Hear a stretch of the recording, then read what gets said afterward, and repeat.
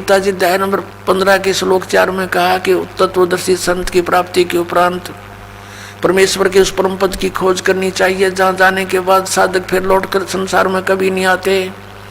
और जिस परमेश्वर ने सारे ब्रह्मांडों की रचना की है केवल उसी की भक्ति करो। आपका भगवान गीता ज्ञान दाता ये कह रहा है, गीता ज्ञान दाता तो कह रहा है कि उसकी भक्ति करो। वो कौन है मुझे वो बता दो, बस फिर मैं आपके गुरु का चेला। अब धर्मदास की तो आंखें फूल गई, सब भूल गया, कोई जवाब नहीं, बेबाक हो गया, गूंगा और बहरा हो गया, सुन्न हो गया काफी देर तक। यूं क्या कही भाई, सच्चाई बिल्कुल सारी। फिर क्या सोचता क्या कहता है, उसने सोचा बात तो बिगड़ गई, क्योंकि मन काल है और सत्य से परिचित होकर भी ये नहीं स्वीकारने देता, ये पक्का जाल है। अब धर्मदास ने विषय बदल दिया, कहने लगा हम वैष्णव साधु हैं, हम जीव हिंसा नहीं करते, हम तो तुम्हारे जैसे शूद्र को निकट भी नहीं बैठने देते, तो क्या बातें बना रहा है, और हम कोई जीव हिंसा नहीं करते। अब उसने देख लिया धर्मदास जी ने कि ये मुसलमान है और ये मांस खाते हैं, तो ये एक ट्योंट कस दिया कि हम जीव हिंसा नहीं करते हैं और हम किसी का बुरा नहीं करते, हम ऐसे ऐसे अपने लागे बढ़ाई करने। अब परमात्मा ने देख लिया काल ना हल्ला इसके अंदर गया नहीं, अंदर ही विद्वान है अभी तो परमात्मा अंतर ध्यान हो गए, एकदम अदृश्य हो गए। जब सामने से अदृश्य हो जा आदमी, कलेजा हिल जा आदमी का दूसरे का, वो एकदम स्तब्ध हो गया, पसीने आ गए धर्मदास जी के। और सोचा अब ये तो कोई फरिश्ता था, कोई देवता था, कोई सिद्ध पुरुष था, और कितनी अच्छी बातें कह रहा था, सारी सच्ची। मतलब बड़ा निकम्मा। देख, हो सकता है भगवान हो, कहते हैं ना जाने परमात्मा किस वेश में आ जाता है। ये पुरानी कहा था पुणात्मा, तो परमात्मा निराकार क्यों करो यार, जब सारे प्रमाण मिलन लग रहे हो, ना जाने किस वेश में कब आ जावे, किस साधु संत के रूप में आ जावे। तो उसने सोचा बात बिगड़ गई सारी है, और ईब यू ज्ञान बतानिया कोई पावे को नहीं कि वो भगवान कौन है जिसकी शरण में जाने के लिए गीता ज्ञान दाता भी कह रहा है। धर्मदास जी को खूब पता था, कोई मंडलेश्वर कोई शंकराचार्य नहीं जानता इस विषय में। अब उसने सोची बड़ी बिगड़ी बात, और भगवान खो दिया हाथ तय। अब सारी रात करवट बदलता रहा, ना भक्ति करने दिल करा, ना सुबह लिपा पोती करी। अब सोची अब क्या करूं, ना उस जोड़ मन आया सुबह उठ के इसे, तो परमात्मा ने उसी समय दिखाया था कि आप कहते हो जीव हिंसा नहीं करता, तेरे लोटे में देख कुछ जल भर के लाया था जिसमें तो नहा का आया था तालाब में, देख तेरे इस लोटे में कितने जीव इसके अंदर हैं जंतु, और तू नहाता है ना, ये रगड़ रगड़ के मार डाले तने, और कहता जीव हिंसा नहीं करता। अब धर्मदास ने सोचा भी इसमें नहाने का भी कोई फायदा को नहीं, तो कति बात बिगड़ गई। जैसे तैसे उसने स्नान तो किया, कपड़ा छान छून के पानी को, और वक़्त से सोचा रोटी बना और खिसक यहाँ से। अब वो संत मिले नहीं, ये धक्के खाने का कोई फायदा नहीं। उसने वक़्त से उठा, खाना बनाने लगा, लकड़ी कलेक्ट कर रखी थी सामने, उनमें एक मोटी लकड़ी थी, बाकी छोटी सहयोगी लकड़ी लगा के चूल्हा जला दिया, खाना बनाने लगा। और सारी रात बात यही रही है, भगवान एक बार वो महात्मा फिर दिखाई दे, वो महापुरुष फिर मिले, मैं कोई विवाद नहीं करूँगा, बड़े प्यार से ज्ञान पूछूंगा, हे परमात्मा मेरी ये अर्ज अवश्य सुनना प्रभु। ऐसा कहता रहा और साथ में खाना भी बना रहा, भगवान और संत के साथ विवाद से भी पश्चाताप करता रहा। आंखों से आंसू बह रहे थे कि यह कौन बनी मेरे साथ, ये कैसा ज्ञान मुझे सुनाया, किसने सुनाया, कौन था वो। ऐसे खाना बनाते बनाते क्या हुआ, सूर्य उदय हो गया, सुबह सुबह रोशनी सी शीघ्र हो जाती है। उधर से खाना तैयार होने को हुआ, लकड़ी जलती जलती, वह मोटी लकड़ी अंदर से थोथी थी, उसमें चींटियाँ थी, चींटियाँ ब्याई हुई थी, अंडे दे रखे थे, बहुत ढेर सारी थी। जब धर्मदास जी की दृष्टि पड़ी, जब वो केवल 9 इंच की रह रही थी, बाकी जल चुकी थी सारी, तब उसने देखा, अरे तेरे की क्या देखा कि उस ओलो पॉइंट में, यानी उस थोथे स्थान से चींटियां अंडे मुख में लेकर बाहर आ रही हैं, और कुछ थोड़ी सी गीली लकड़ी होती हैं, उनका जलते समय पिछले हिस्से पर कुछ तरल पदार्थ सा उबल रहा होता है, मॉइस्चर उसके अंदर होते हैं, वो बाहर उबल रहे होते हैं, और वो चींटियां आगे तो जल रही हैं, अग्नि से बाहर निकलने की चेष्टा करते हैं तो जल रही हैं, उस उबलते हुए तरल पदार्थ पर गिरती है, लकड़ी के एंड पर वहां जल रही है। उसी समय उसने आव देखा ना ताव देखा, अपना लोटे का पानी डाल दिया, लकड़ी बुझा दी, जितना भोजन बना था वो अलग रख दिया, और सोचने लगे आज तो मैंने जुल्म कर दिया, हे भगवान इतना पाप है, कहाँ रखूंगा इसको मेरे भगवान ने, आज तो मैंने जुल्म कर दिया, इतनी चींटियां फूंक दी, इनके अंडे बच्चे भी साथ ही जल गए।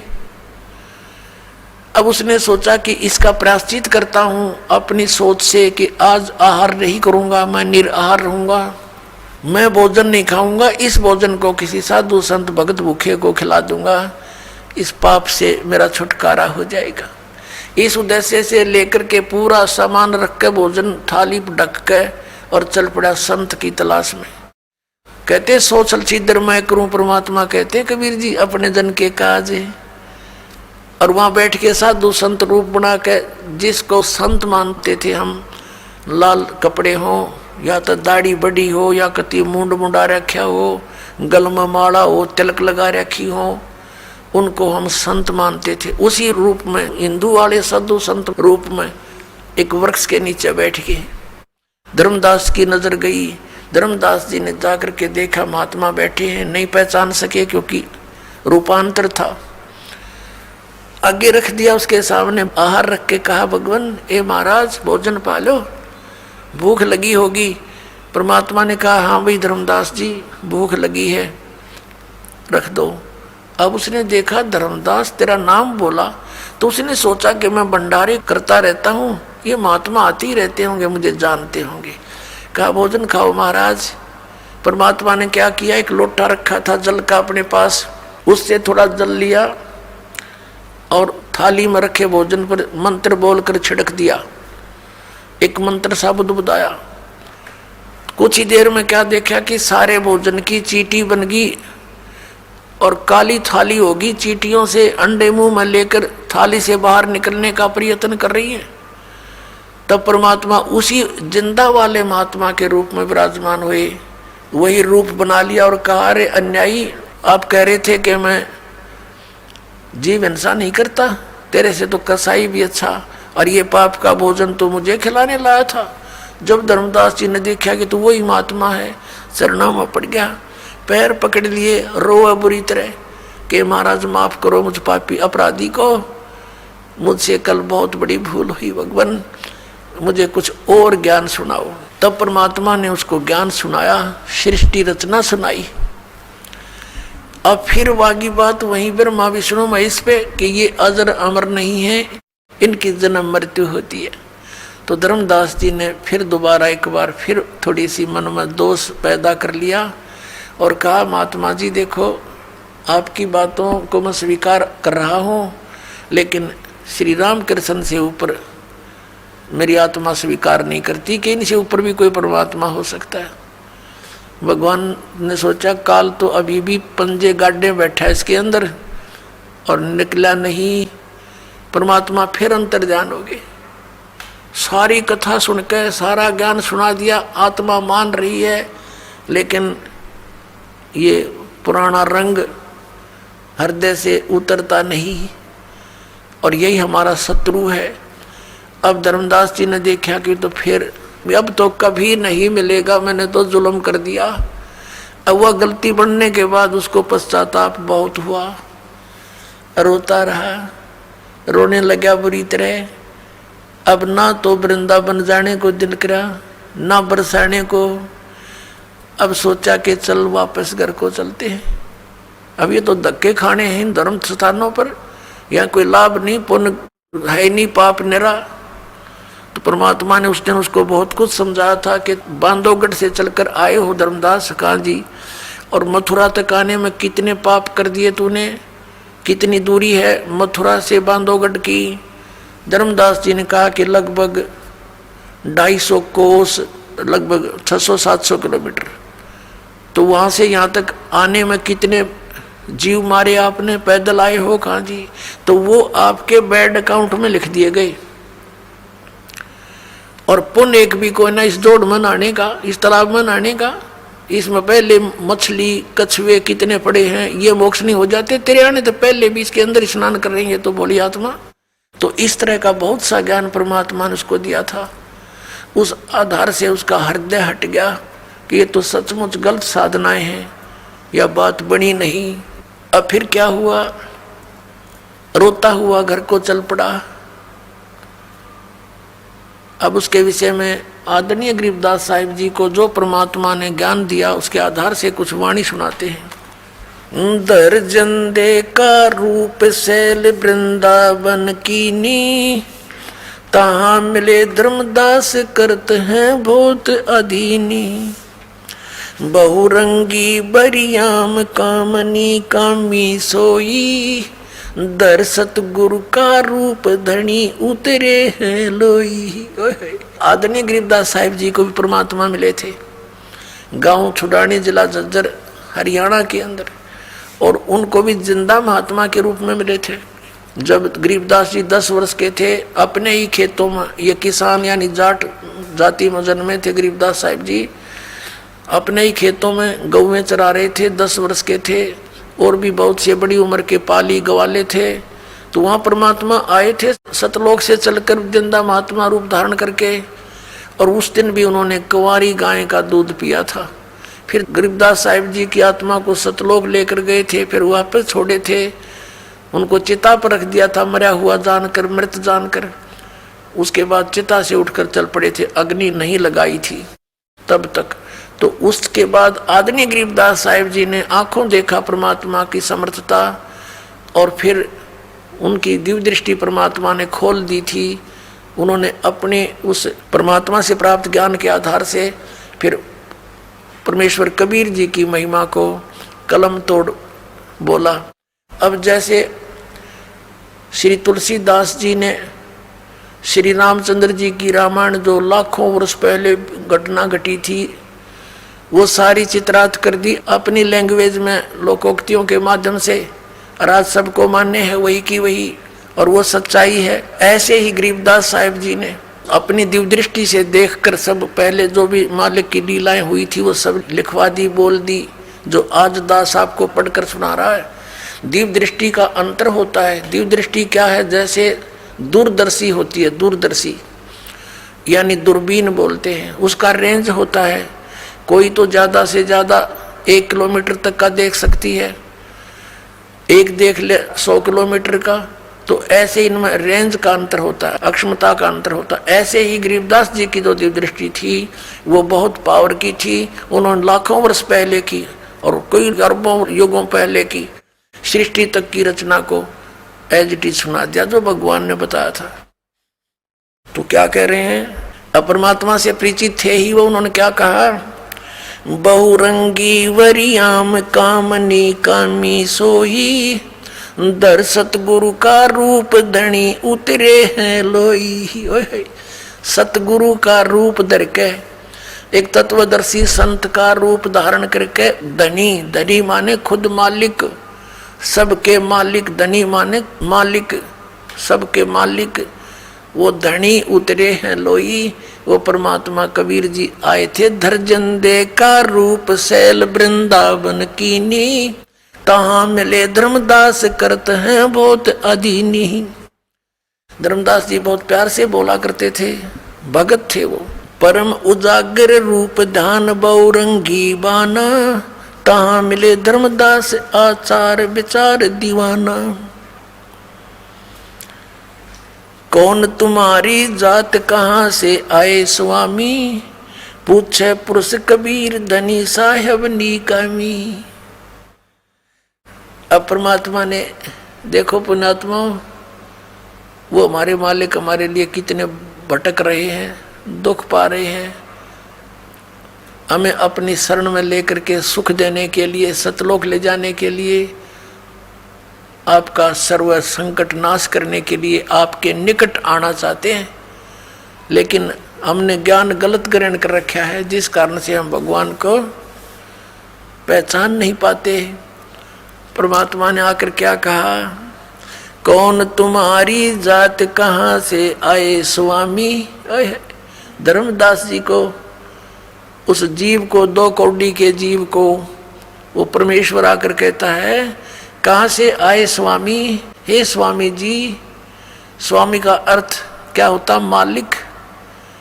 हे स्वामी जी, हे मालिक, कहाँ से आए आप। और जब उसने सीधा बोला तो वो सुने नहीं, क्योंकि उसमें तो काल भरा था पूरा। तो क्या बोलते हैं परमात्मा, कौन तुम्हारी जात कहाँ से आए स्वामी, पूछे पुरुष कबीर धनी साहेब नीकामी। पूछे धनी कबीर साहेब नीकामी, उसका कोई स्वार्थ नहीं, फिर भी हमारे लिए भटकते रहते हैं। अब धर्मदास जी बताते हैं, हम वैष्णो बैरागी धर्म में सदा रहा ही, सुधर न बैठे संग कल्प ऐसी मन माही। सुन जिंदा मम ज्ञाने को अधिक आचार विचार, अमरी करनी जो करे उतरे भवजल पार। श्रीमद् भगवत गीता अध्याय नंबर 4 के श्लोक नंबर 25 से लेकर 30 तक वर्णन किया है कि कोई तो देवताओं की पूजा करता है, कोई केवल सदग्रंथों के स्वाध्याय करके ही करता रहता है, कोई योग आसन ही करता है, कोई अहिंसावादी यानी तीक्ष्ण व्रत धारण करता है, मुंह पर पट्टी बांध कर नंगे पैरों घूमता है, और कोई किसी प्रकार से साधनाएं करता है, कोई हठ योग करता है, घोर तपस्या करता है, और सभी अपनी अपनी साधनाओं को, उपासनाओं को पाप नाश करने वाली मानते, यानी श्रेष्ठ मानते। तो ऐसी धर्मदास जी बताने लगे कि जो हम बतावे ना, ऐसी क्रिया कर ले, उसका मोक्ष हो जाता है, कल्याण हो जाता है, भवसागर से पार हो जाता है। सुन जिंदा मम ज्ञान को, धर्मदास जी कहते हैं, हे जिंदा महात्मा, हे जिंदा सुन मेरे ज्ञान को। अधिक आचार विचारे, हमारी करनी जो करे उतरे भवजल पार। बोले धनी कबीर सुनो वैष्णो बैरागी, कौन तुम्हारा नाम गाम कहिए बड़भागी। परमात्मा कहते हैं बोले धनी कबीर, वो मालिक कबीर बोले, धनी सबके मालिक, कुल के धनी। बोले धनी कबीर सुनो वैष्णो बैरागी, कौन तुम्हारा नाम गाम कहिए बड़भागी। कौन कौम कुल जात कहाँ को गमन किया है, कौन तुम्हारी रेस किन्हें तुम नाम दिया है। कौन गुरु बनाया आपने, कौन तुम्हारा ज्ञान ध्यान सुमरण है भाई, और कौन पुरुष की सेव कहाँ समाधि लगाई। किस भगवान की सेव माने पूजा करते हो और कहाँ समाधि लगाते हो तुम। को आसन को गुफा के भर मत रहो सदाई, सालिग सेवन कीन बहुत अति भार उठाई। आपका कोई निश्चित स्थान है, कहीं कोई गुफा में रहते हो, या ऐसे ही रमते राम हो, घूमते फिरते रहते हो, और शालिग्राम आपने ले रखा, बहुत वजन उठा रखा है मूर्ति का। झोली झंडा धूप दीप तुम अधिक आचारी, बोले धनी कबीर भेद कहियो ब्रह्मचारी। हमको पार लंगावे ही परम उजागर रूप, जंद कहे धर्मदास से तुम हो मुक्ति स्वरूप। देख परमात्मा ने कहा कि हमको पार लगाइयो, हमारा उद्धार करियो, हमें पार करियो। आप तो बहुत अच्छे महात्मा नजर आते हो। हमको पार लंघावे ही परम उजागर रूप, जंद कहे धर्मदास से तुम हो मुक्ति स्वरूप। जिंदा महात्मा के रूप में कहते हैं कि हमारा बेड़ा पार करियो, आप तो बड़े पहुंचे हुए नजर आते हो। अजय नू ना के तो परमात्मा वो सुना नहीं, भाग जा उठ के। अब उसको सुनाना भी था और फिर उसके अंदर का वो मवाद भी निकालना था जो गंध भर रखा था ज्ञान का। अब धर्मदास जी क्या बताते हैं, बांधोगढ़ है गाम नाम धर्मदास कही जय। बांधोगढ़ है गाम नाम धर्मदास कही जय। वैश्य कुली कुल जात सुधर की नी बात सुनी जय। मेरा वैश्य कुल में मेरी जात है, वैश्य कुल में यानी बाणिया घर में मेरा जन्म है। हम शूद्र से बात नहीं करते, छोटी जाति वालों से दूर रहते, क्योंकि ये ब्राह्मणा की पढ़ाई वो पढ़ रहा था। शरगुण ज्ञान स्वरूप ध्यान सालग की सेवा। मन लागरी छिड़कंद संत सब पूजू देवा। 68 तीर्थ नान ध्यान कर कर हम आए। पूज्य सालग राम तिलक गलमाल चढ़ाए। धूप दीप अधिकार आरती करे हमेशा। राम कृष्ण का जाप रटते हैं पूज्य शंकर शेषा। अब अपनी विधि बताने लगा है कि हम क्या क्या करते हैं। 68 तीर्थ पर स्नान करते हैं और राम कृष्ण का जाप जपते हैं। नेम धर्म से नेह सने दुनिया से नाही। हार उड्डम बैराग और की मानू नाही। कहते मुझे तो फाइनल हो रहा है अपनी भक्ति, ओके है मेरा कति आरूढ़ हूं अपनी भक्ति पर जो गुरु जी ने ज्ञान दे रखा, मैं और की ना मानू, मुझे ज्ञान देने की जरूरत नहीं। नेम धर्म से नेह सने दुनिया से नाही। आरूढ़म बैराग और की मानू नाही। सुन जिंदे मम धर्म को वैष्णो रूप हमारे। 68 तीर्थ हम किए है चीना सिरजनहार। के हमने 68 तीर्थ कर लिए मैंने और दूसरा राउंड लगा रहा हुई मैं, और मैंने भगवान पा लिया। हमने जान रखा भगवान कौन है, श्री राम श्री कृष्ण। बोले जंद बैन कहाँ से सालग आए। को 68 का दाम मुझे तत्काल बतावे। राम कृष्ण कोटों गए, कबीर साहब ने बताया। राम कृष्ण करोड़ों मर गए और धनी एक का एक। जंद कहे धर्मदास से ये बूझो ज्ञान विवेक। अब ये तेरे राम कृष्ण करोड़ों मर लिए और वो धनी एक का एक, अगर जरा सा भी विवेक रखता है तो उस ज्ञान को बूझ में रहता है।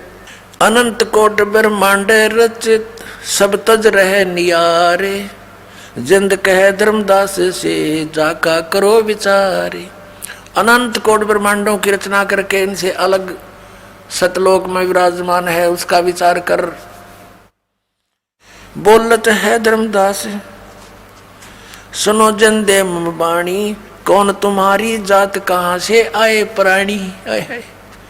अब देखो अपने पिता के साथ विवाद कर रहा है वो बोली आत्मा, हम ऐसे गिर गए अज्ञान युक्त होकर। अब परमात्मा तो उसको स्वामी जी कह रहे हैं और वो स्वामी जी बना बैठा 2 कौड़ी का जीव, और क्या कहता है तुम कहाँ से आए प्राणी।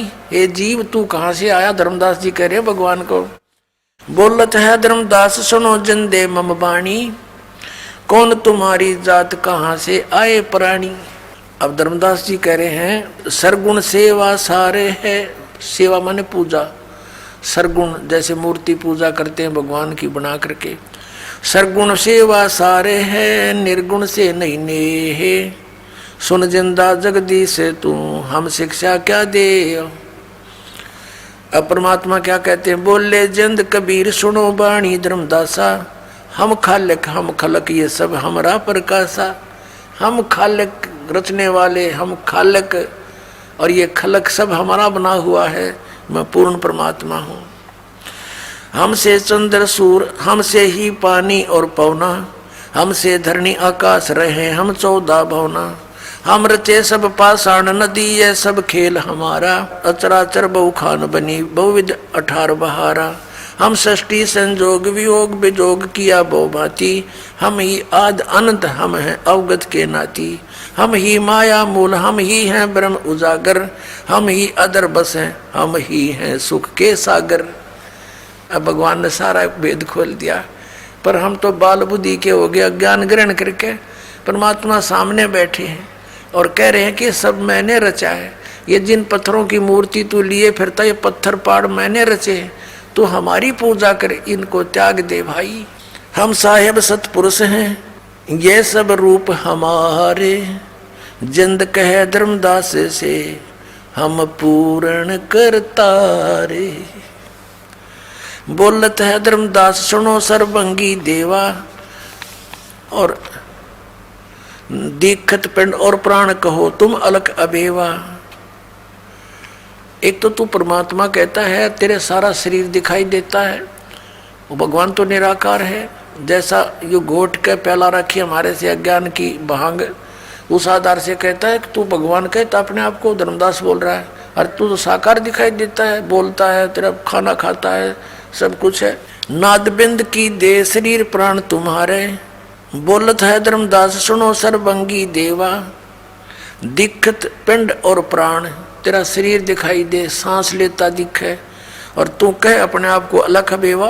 नादबिंद की दे शरीर है प्राण तुम्हारे, तुम बोलत बड़ बात नहीं आवत दिल हमारे। तू बात करे बड़ी बड़ी भगवान कह, पर मेरे जचती नहीं तेरी बात, दिल में नहीं समाती, मेरे गले नहीं उतरती। खान पान स्थान देह में बोलत दीसम, कैसे अलग स्वरूप भेद कहिए जगदीशम। किस प्रकार तू भगवान है मुझे वर्णन कर। बोलत है जिंद अबंध सकल गट साहेब सोई, हम ही राम रहीम करीम पूर्ण करतारा। कबीर साहब कहते हैं हम ही बांधे से तू चढ़े संग पदम 18, हम ही रावण मारा लंक पर करी चढ़ाई, हम ही 10 सिर का मारा देवताओं की बंद छुटाई। अब परमात्मा कहते हैं तुम जिस राम श्री कृष्ण के ऊपर आश्रित हो, जब श्री रामचंद्र जी हार चुके थे, थक चुके थे, रावण मर नहीं रहा था, और जब जीव हार लेता है परम पिता को याद करता है, कोई परम शक्ति है, तो उसके पूर्व संस्कार उस पूर्ण परमात्मा स्वयं जाते हैं और गुप्त रूप में कहते हैं हमने ही रावण मारा था, राम के बस का ना था वो मारना। और समुद्र पर पुल भी राम से नहीं बना था, 3 दिन तक घुटनों पानी में खड़ा होकर के श्री राम प्रार्थना कर रहा था समुद्र से रास्ता दे दे, रास्ता दे दे। उसने रास्ता नहीं दिया, जब मारना चाहा तो समुद्र रूप बाहर आया ब्राह्मण रूप में। फिर उसने बताया था कि आपकी सेना के अंदर नल और नील नाम के 2 संत हैं, उनके हाथों में उनके गुरुदेव द्वारा दी गई शक्ति है, उनके हाथों से पत्थर डूबते नहीं, उनका सहयोग ले लो। उस दिन उस नल और नील में भी अभिमान आ गया था, उन्होंने भगवान को याद ना करके, गुरुदेव को याद ना करके सीधी प्रभुता दिखानी चाहिए थी, वो पत्थर डूब गए थे, उनके हाथों से तरे नहीं थे। तब परमात्मा स्वयं गए थे वहाँ पर, मुनिंदर रूप में आए हुए थे, ऋषि रूप में कबीर जी सतपुरुष। तब रामचंद्र जी ने देखा, नल नील ने कहा कि देखो हमारे गुरु जी आगे, इन्होंने हमें ये शक्ति दी थी। तब श्री राम ने प्रार्थना की थी संत मुनिंदर ऋषि जी से, परमेश्वर से, कि हे भगवान, हे ऋषि जी, अपने भक्तों को तो अब शक्ति दे सकते हो, आप तो परम शक्ति युक्त हो, कुछ रजा बख्शो। ऐसे ऐसे सारी अपनी कहानी दुख भरी बताई कि ये ऐसे ऐसे हो गया हमारे साथ, समुद्र पर से जाना अनिवार्य है। तब परमात्मा ने कहा, एक सोटी ले रखी थी भगवान ने, एक छड़ी, कहा कि आ जाओ मेरे साथ साथ। एक बहुत बड़े पहाड़ के चारों तरफ रेखा अंकित कर दी कि इसके बीच बीच के पत्थर उठा लो, ये हल्के कर दिए हैं। तब वो पत्थर उठाए गए और फिर वो पुल बनाया गया था। पुण्यात्मा, सच्चाई से हम कोसों दूर हैं, सच्चाई का हमें पता नहीं, कहते जगत का पेख ना पेखा, धनी का नाम ना लेखा। अब क्या बताते हैं, हम ही रावण मार लंक पर करी चढ़ाई, हम ही 10 सिर मारे देवता की बंद छुटाई, हम ही राम रहीम करीम पूर्ण करतारा, और हम ही बांधे सेतु यानी पुल हमने ही बनाया था, और चढ़े संग पदम 18। बोलत धर्मदास जिंद जननी को थारी, कौन पिता प्रवेश कौन गति रहन अधिकारी, क्यों उतरे कलमा ही कहो सब भेद विचारी, तुम निज पूर्ण ब्रह्म कहाँ अनपान आहारा। कौन तुम्हारा धाम नाम सुमरण क्या कहिए, तुम व्यापक कलमा ही तो कहाँ साहेब रहिए। जिंद कहे धर्मदास सुनो सतगुरु की वाणी, हम ही संत सुजान हम हैं सारंग पाणी। आगे क्या बताया, हम उतरे तुम काज सुन से किया पियाना, शब्द रूप धर देह समझ बाणी सुर ज्ञान। अब परमात्मा वही बात बोल रहे हैं जो वेद बता रहे हैं कि हम उतरे तुम काज, तुम्हारे लिए, तेरे लिए उतरा पुण्यात्माओं समझाने के लिए, और सुन से उस सतलोक से जहाँ और कोई नहीं परमात्मा रहते हैं, उस आसपास जो शून्य स्थान से पार, वहाँ से यानी सतलोक से किया पियाना, वहाँ से प्रस्थान करके आया हूँ मैं सतलोक से तुम्हारे कारण। हम उतरे, हम अवतरे, हम नीचे आए उतरे, हम उतरे तुम काज सुन से किया पियाना। शब्द रूप धर दे समझ बनी सुर ज्ञाना। निरख परख कर देख नहीं भौतिक हमरे काया। हम उतरे तुम काज नहीं कुछ मोह न माया। अब परमात्मा कहने लगे देख मेरा शरीर टच करके देख, ये तेरे जैसी ये आड़चाम का शरीर नहीं मेरा। जैसे यजुर्वेद अध्याय नंबर 40 के मंत्र नंबर 8 में कहा कि शुक्रम अकायम ऐसनाविरम, वो कबीर मनीषी उस परमात्मा की काया शुक्र से बनी हुई नहीं, माता पिता के योग से नहीं है। ऐसनाविरम अकायम, उसके शरीर के अंदर स्नायु नहीं है, नाड़ी तंत्र नहीं है। तो यहाँ परमात्मा भी कह रहे हैं नहीं नाद नहीं बिंद नहीं पांच तत्व आकारम, मेरा 5 तत्व का शरीर आकार नहीं है। गुड़िल्ला ज्ञान अमान हंस उतारू पारम। नरक परख कर देख नहीं भौतिक हमरे काया। हम उतरे तुम काज मेरे कुछ मोह न माया, कि मैं कोई मोह माया में नहीं हूं यहाँ पर, न किसी लालच में तेरे पास आया हूं। और नरक परख कर देख हमारे पंच भौतिक काया नहीं है। गगन सोन में धाम है वो अवगत नगर नरेश। गगन सोन में सबसे टॉप मोस्ट प्लेस पर हमारा धाम है। अगम पंथ कोई जाने नहीं ये खोजत शंकर से हेस। ये तुम्हारे भगवान भी खोज रहे हैं, उसको वहां तक ये पहुंच नहीं पाए। बोलत है धर्मदास सुनो सतगुरु सैलानी। निरख परख से न्यार भेद को अकल अमानी। परमात्मा कहते हैं ना मैं जन्मू ना मैं रू, ना मैं आऊं न जाही। जन्म मरण का आना जाना मेरे नहीं है। शब्द विहंगम सोने में ना हमरे धूप न छाही। बोले जंद सुनो धर्मदासा हमरे पिंड प्राण निश्वासा। गर्भ योनि में हम नहीं आए मादर पिदर ना जननी जाए।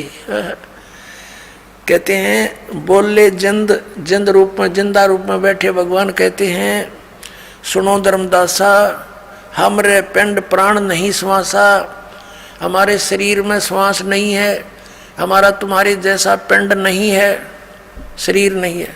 हमारे तुम्हारे जैसा पिंड यानी शरीर नहीं है, प्राण नहीं है, श्वास नहीं है। गर्भ योनि में हम नहीं आए, हम किसी माँ के जन्म नहीं लिया।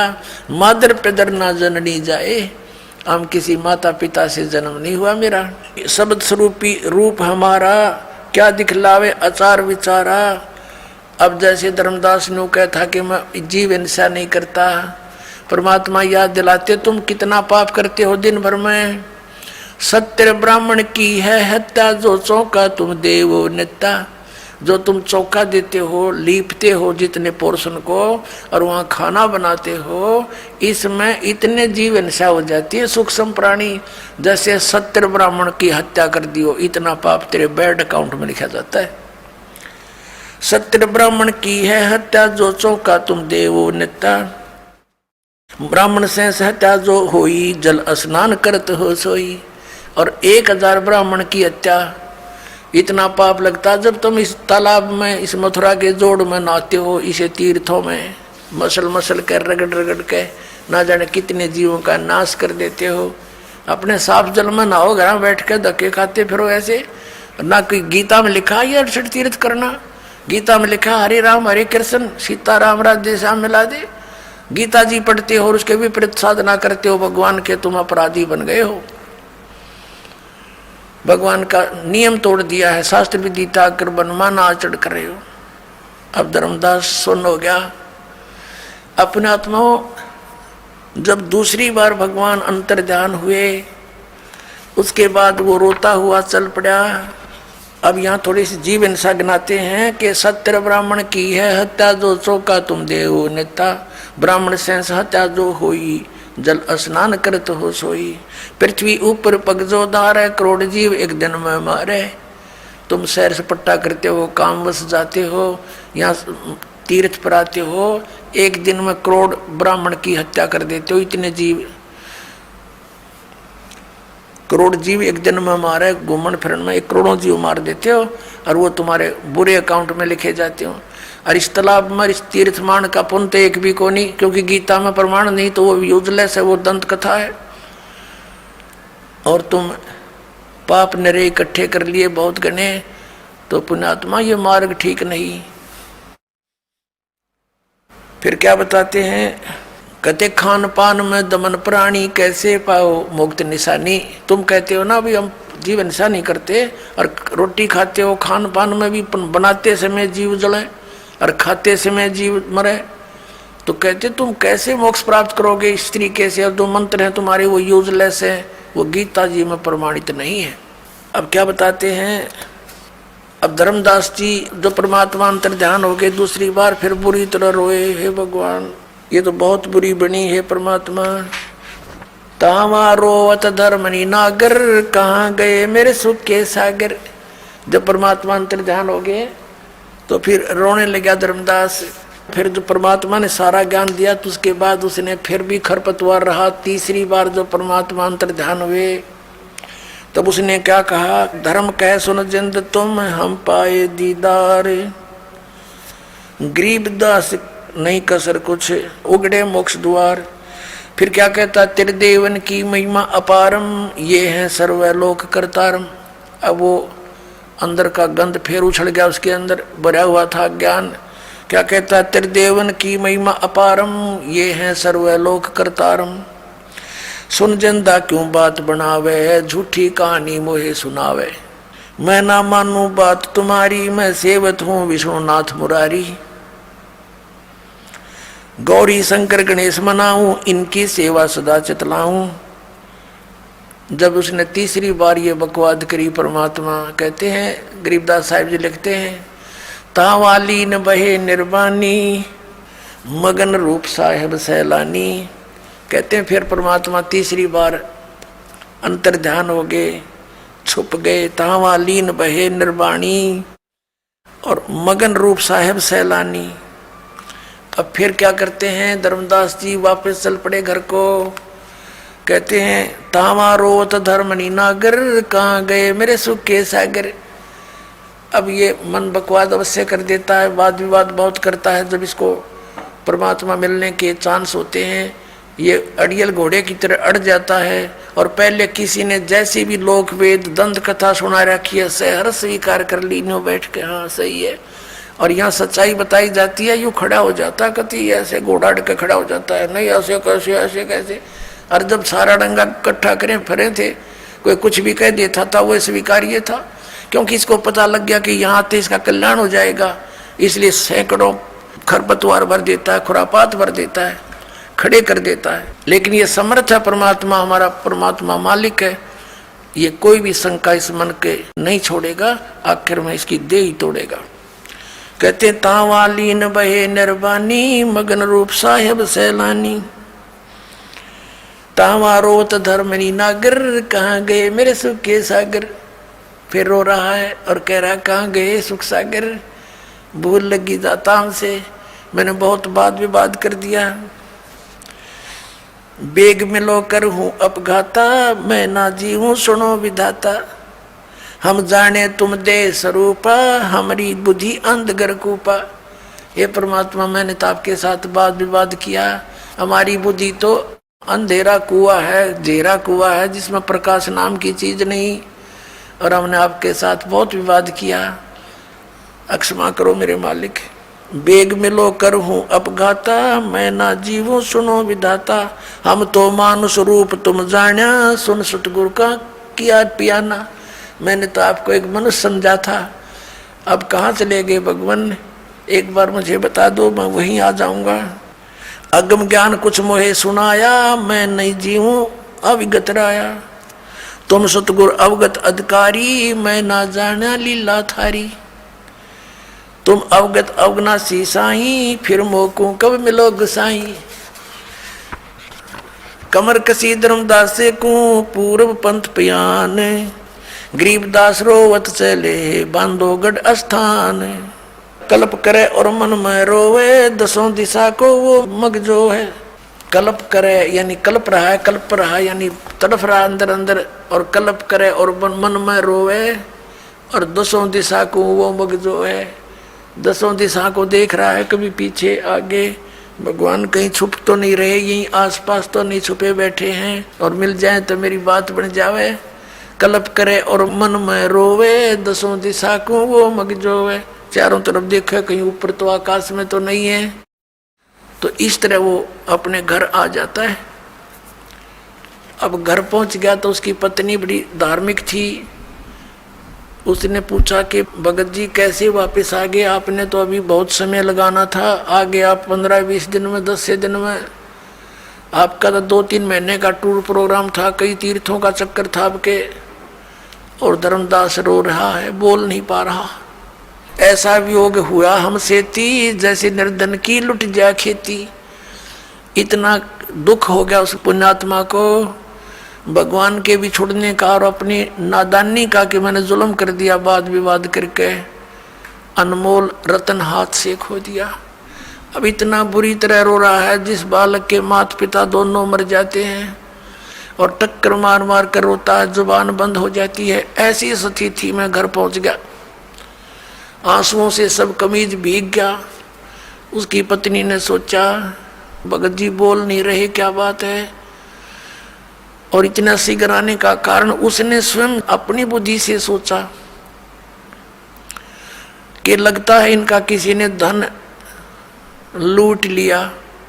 जो पैसा यात्रा में लेकर गए थे खर्च, वो किसी ने जिसका ठग लिया, चोरों ने चोरी कर ली दिखे, और इसलिए रो रहा है। क्योंकि आमनी देवी जो श्री धर्मदास जी की धर्मपत्नी थी, उसको मालूम था कि मैं थोड़ी सी कंजूस हूँ, और भगत जी धर्म में दोनों हाथों से पैसा खर्च करते हैं। तो आमनी देवी कई बार टोक दिया करती थी कि धर्म हिसाब का किया करो भगत, बच्चे भी पालने हैं। जबकि धन की कोई कमी नहीं थी उनका, एक नेचर हो जाती है हमारी। तो उस आधार से उसने सोचा कि कहीं भगत जी इसलिए रो रहा हो कि मैं ही टोका टाकी करूंगी, इसने नाटूंगी कि और पैसा ना ले जा, बतेरे हो गए तेरे धर्म कर्म, तो इसलिए रो रहा हो, कहीं मेरा काम अधूरा रह गया और यही बना नकुर करेगी, मानने को नहीं। तो उसने कहा हे भगत जी, आपका किसी ने धन लूट लिया, कोई बात नहीं, आप कितना धन ले जियो, मैं मना नहीं करूं कति आपको, मेरे कारण दुख ना पाओ। और भगवान ने कोई कमी छोड़ रखी, तुम्हारे इतना धन दे रखा, और ले जाइयो धन, अपना काम पूरा करके आओ। अब वो रोता रहा और उसकी सुनता भी रहा बहुत बुरी तरह। काफी देर में जाके उसका हिचकी बंद हुई, धीरे धीरे रोता हुआ कहने लगा कि आमनी, यदि ये भौतिक धन मेरा नाश हो जाता, मुझे कोई दुख नहीं था, और ले जाता मैं तेरे से प्रार्थना करके, इसका दुख मुझे नहीं था। मेरे से आज ऐसा धन हाथ से चला गया, अब शायद मुझे वो मिला नहीं। मैं इतना नीच हूँ, और मैंने ऐसे ऐसे उस महापुरुष के साथ ऐसी जलालत कर दी, और तीसरी बार उसके साथ मैंने विवाद करके हाथों से खो दिया। अब वो मिला निर्मय जीव नहीं। फिर उसने से धीरे धीरे जब शांत सा दिल हुआ, आमनी जी को सारी पिछली जो घटना थी सारी सुना दी। आमनी ने कहा कि आप तो बुद्धिमान व्यक्ति थे, और लाला जी तो बिजनेस में माहिर होते हैं, आप इस सौदे को कैसे चूक गए। रामकृष्ण से कौन सी अपनी रिश्तेदारी थी, ज्ञान उन्होंने से सुना था ये भगवान है, तीन को मानने लायक गए थे। अपने तो भगवान चाहिए था, और आपने विवाद नहीं करना चाहिए था। जब ऐसी कथा सुना रहे हो, प्रमाण बता रहे हो, और गीता में हम रोज पढ़ते हैं, वो बता रहे थे कि वो भगवान तो कोई और है, गीता बोलने वाला स्वयं कह रहा है, फिर भी आपकी आंखें ना खुली। तो धर्मदास कहता है कि जिंदगी में पहली बार आर का सौदा करके आया हूं मैं, आज तक मैं हारा नहीं था, घाटे का बिजनेस किया नहीं था हमने, इसलिए रो रहा हूं, मैं जालिम व्यक्ति हूं। उस परमात्मा का क्या स्वार्थ था अब रो रहा हूं, उसमें मेरे दिन अभिमान भरा था, मैं महात्मा बन गया, ये महात्मा अपना ले डूबा, मुझे ले डूबा।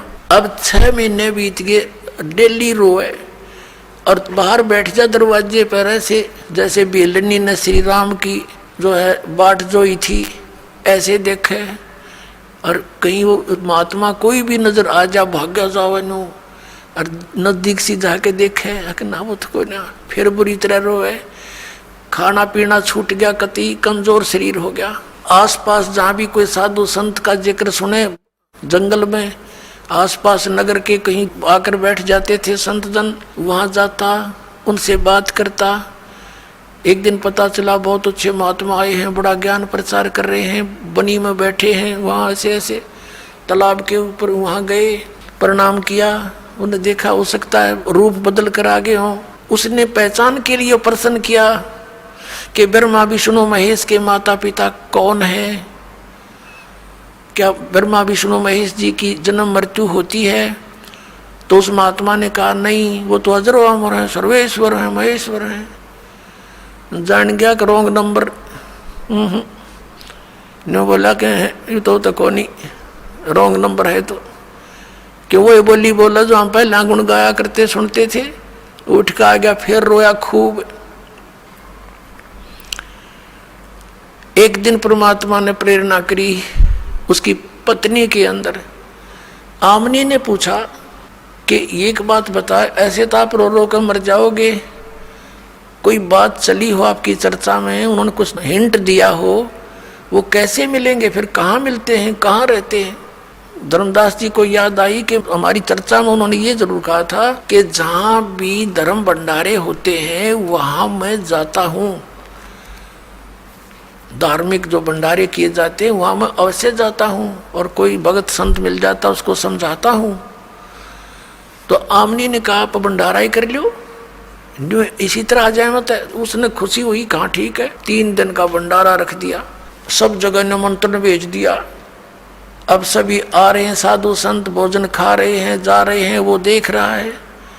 साधु वो तो ना आए महात्मा थे। 3रा दिन हो गया, आफ्टरनून होगी 3रे दिन की, बाद दोपहर, और मन में संकल्प कर लिया कि परमात्मा यदि आज नहीं आए ना, आपका दास नहीं रहेगा संसार में। कति फाइनल कर लिया उसने, औपचारिकता नहीं, कति हृदय में दर्द होगी कि आज नहीं आए तो मैं आत्महत्या करूंगा, फाइनल फैसला करके।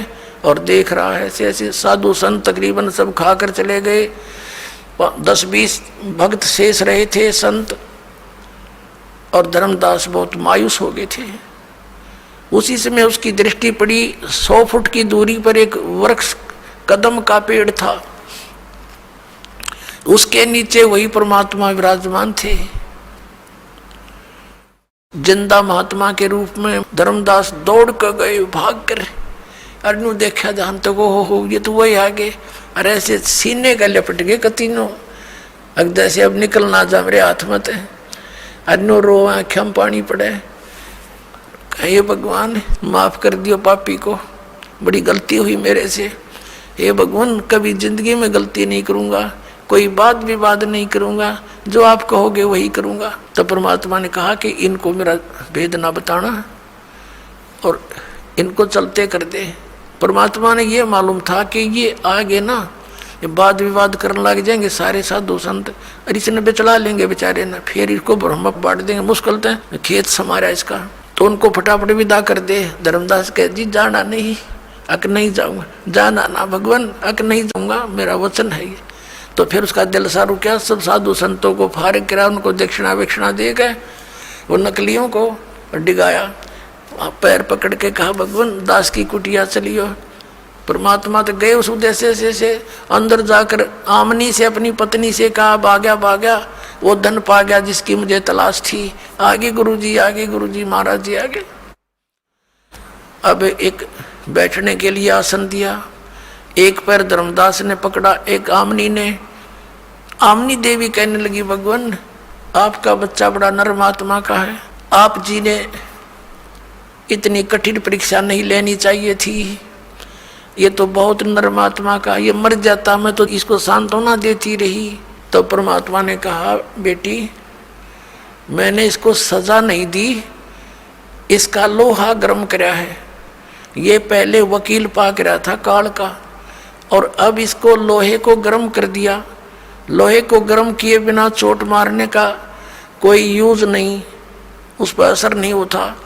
अब इसको तड़फ डाल दी और सच्चाई से परिचित भी करा दिया। अब बेटा यूं कति नरम हो गया, जो कहूँगा मानेगा ना, तो वकील बन गया था काल का। और इसकी रक्षा भी मैंने ही की है बेटा, ना तो मर तो यूं उसी दिन जाता। इसकी ऐसी स्थिति हो गई थी, लेकिन इसमें काल घुस रहा था एडी तो लेकर चोटी ताई, और ये अज्ञान से ओत प्रोत था। पूरी कथा सुनी, दोनों ने उपदेश लिया। परमात्मा ने कहा भी फिर आऊंगा मैं कभी। उधर से क्या हुआ कि फिर परमात्मा दोबारा गए, ज्ञान सुना। धर्मदास कहने लगा, भगवान आपका लोक कहाँ है, कहाँ से आते हो, कहाँ आपका ठिकाना है, एक बार दास को वो दर्शन करा दो, मैं भी आपसे मिलता रहा करूँगा। परमात्मा ने कहा ठीक है भाई। अब क्या किया, धर्मदास जी की आत्मा को निकाल लिया। धर्मदास जी का शरीर अचेत पड़ा है, श्वास चल रहे हैं, अचेत हो गया, मूर्छित टाइप हो गया, और लेकर चले गए। कुछ देर में आमनी जी ने देखा महात्मा चले गए, और भगत जी अचेत हो गए। उसने आसपास के आपके कुल के लोगों को इकट्ठा किया, रिश्तेदार आने लग गए। 3 दिन बीत गए। उधर से परमात्मा ले गए सतलोक में, देख मेरा यूं से ठिकाना भाई, या तेरे पास आया को नहीं जा। जब धर्मदास जी को ऊपर लेकर गए, सब ब्रह्मांड दिखाए, ये सब ब्रह्मा विष्णु महेश के लोक दिखाए, धर्मराज का लोक दिखाया, नरक और स्वर्ग दिखाया, ब्रह्मा विष्णु महेश की स्थिति से परिचित करवाया। फिर अपने सतलोक